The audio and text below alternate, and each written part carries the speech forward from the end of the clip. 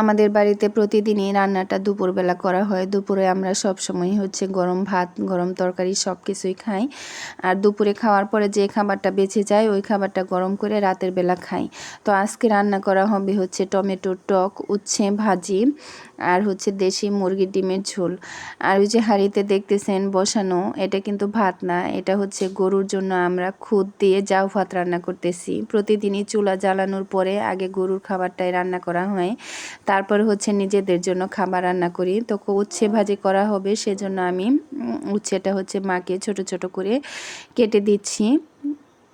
এই যে উচ্ছে, আমি উচ্ছে তেতো কখনোই খেতাম না, বিশেষ করে হোস্টেল জীবনে পদার্পণ করার আগ পর্যন্ত, কারণ তিতা জিনিস আমি একদমই খেতে পারতাম না। যখন হচ্ছে হোস্টেলে গিয়েছি তারপর প্রতিদিনই দেখতাম বা 1-2 দিন পর পর হচ্ছে যে উচ্ছে দিয়ে ভাজি বা করলা ভাজি, করলার মানে দিয়ে কোনো একটা আইটেম রান্না করে খেতে দিত। তো তখন তো আর রান্না করতে পারতাম না, বা ওইখানে রান্না করার কোনো নিয়মও ছিল না। বাধ্য হয়ে এই তেঁতু উচ্ছে করলা দিয়ে অল্প অল্প করে খেতে খেতে কখন যে করলাটা উচ্ছেটা এত প্রিয় হয়ে গেছে বুঝতেই পারি না। আর এই সময়টাতে আমার তো এগুলো খেতে খুবই ভালো লাগে।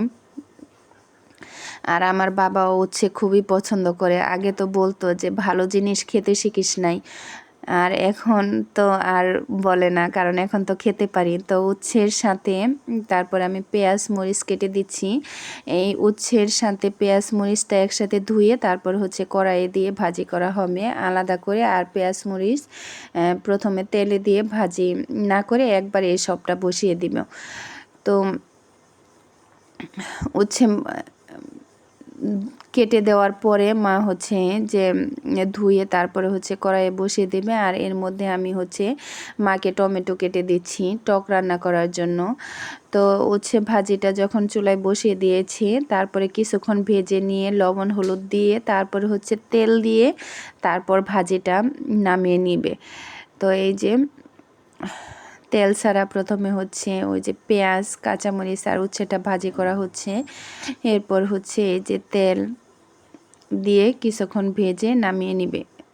আর এই যে প্রচণ্ড রোদ দুপুরবেলা, এই রোদটা চুলার মধ্যেও চলে আসে আর চুলার পার পর্যন্ত একদম রোদ থাকে।